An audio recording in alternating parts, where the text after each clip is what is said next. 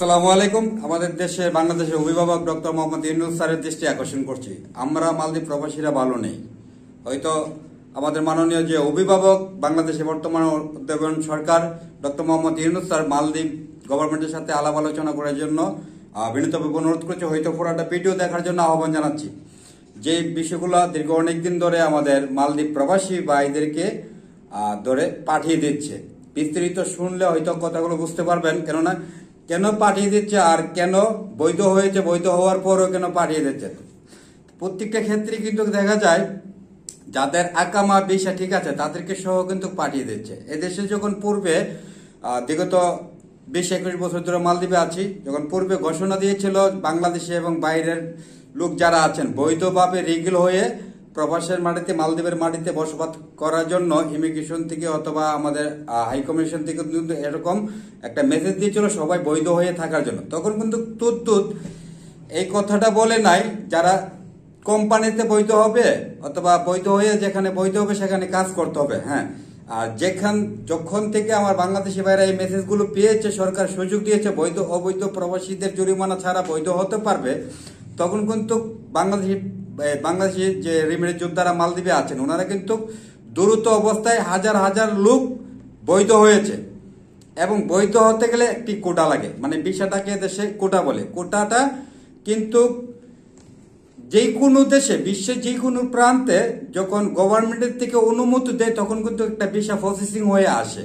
তো বৈধ যে হলো এদেশের গভর্নমেন্টের থেকে কিন্তু অনুমতিটা দিয়েছে। কথাটা শোনার জন্য অনুরোধ করছি, হয়তো না শুনে কিন্তু আপনার কথাটা বুঝতে পারবেন না।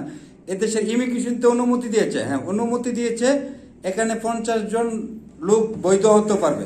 এই 50 জন লোক যে বৈধ হবে এখানে কিন্তু বলে না এই 50 জন, ওনারাও কিন্তু মালদ্বীপ গভর্নমেন্টের থেকে কিন্তু যাচাই বাছাই করে নাই, না করার কারণে এখানে যে আমি 50 জন লোকের অনুমতি দিচ্ছি এখানে কি ওই মালিকের অধীনে কি 50 জন লোক কি কাজ করতে পারবে, কাজের স্থান আছে কি না, তার কি আসলে কি কোম্পানি আছে না নাই, এই যাচাইটা না করার কারণে হয়তো টাকার মাধ্যমে বিষয়গুলো প্রসেসিং হওয়ার পরে এখানে শত শত প্রবাসী ভাই বৈধ হয়েছে।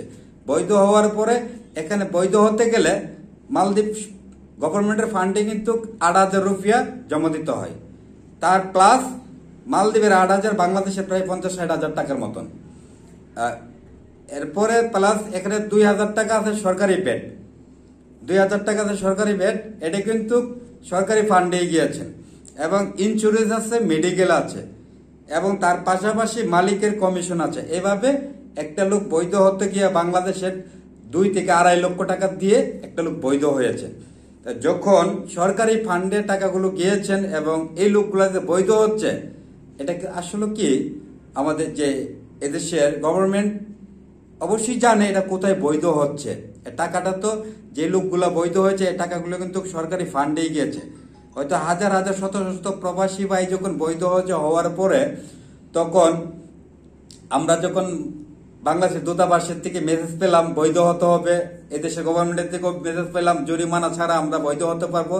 এরকম হাজার হাজার প্রবাসী ভাই যা বাড়ির থেকে টাকা এনে গরু ছাগল বিক্রি করে বৈধ হয়েছে। বৈধ হওয়ার পরে যখন মোটামুটি 90% লোক বৈধ হয়ে গিয়েছে, বৈধ হওয়ার পরে এখন যে একটা অভিযান চালিয়েছে মালদ্বীপ বাংলাদেশিদের উপরে, কেননা এখানে বৈধ যেখানে যার অধীনে হয়েছেন সেই অধীনে ওই মালিকের অধীনে আপনার কাজ করতে হবে। বাংলাদেশের কিন্তু বৈধ হয়েছিল আমি বৈধ রিগেল কাগজপত্রের থেকে অন্য জায়গায় কাজ করব, এটা কিন্তু আগে পূর্ব থেকে ঘোষণা এরকম কেউ বলে না, এরকম ডকুমেন্ট দেখাতে পারবো না। হয়তো পূর্বের থেকে লেখা ছিল, সাধারণ জনগণ কিন্তু জানে না, তো আমি বৈধ হলে কোম্পানিতে হয়ে কাজ করতে হবে এরকম কিন্তু মেসেজও আসে নাই তোমরা বৈধ হলে কোম্পানিতে বৈধ হয়ে কাজ করতে হবে। শুধু মেসেজ এসেছিল, অবগত করেছিল সবাই মালদ্বীপে যারা প্রবাসে আছেন বৈধ হয়ে প্রবাসের মাটিতে থেকে থাকার জন্য অনুরোধ করছি দূতাবাস থেকে, মালদ্বীপ গভর্নমেন্টের থেকে, এরকম কিন্তু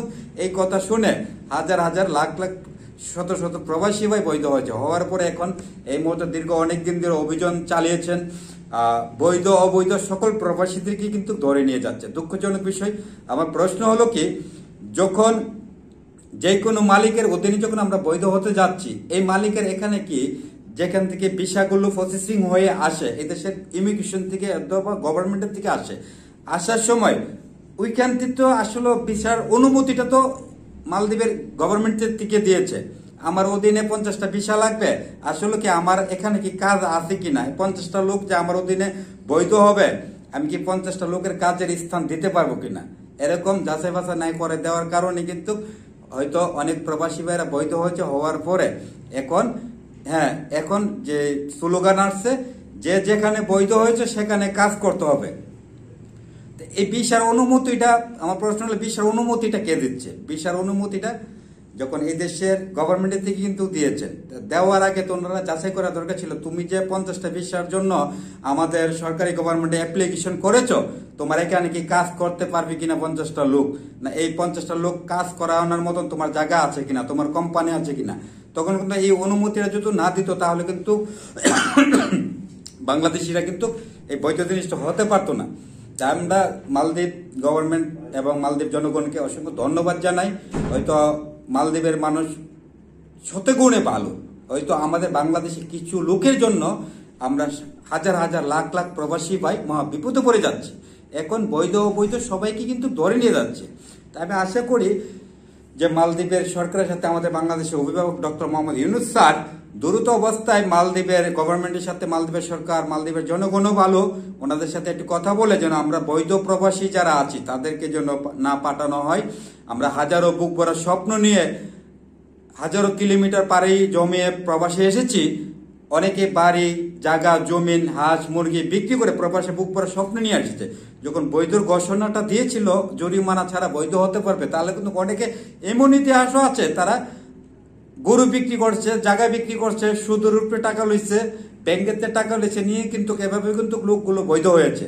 তাই বৈধ হওয়ার পরে এখন শত শত প্রবাসী ভাইয়ের এটাই আর্ত না, আমার বাংলাদেশের সরকার এদেশের গভর্নমেন্টের সাথে কেন চুক্তিবদ্ধ করে না, কেন কথা বলে না, আমরা বৈধ হওয়ার পরে কেন আমাদেরকে এখন পাঠিয়ে দিচ্ছে, এই বিষয়টা আমরা কার কাছে ধরে তুলব?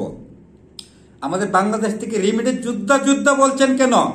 আজকে যে রিমিটেড যোদ্ধারা বিভিন্ন জায়গার থেকে বিভিন্ন অনলাইনে ছাড়ার পরে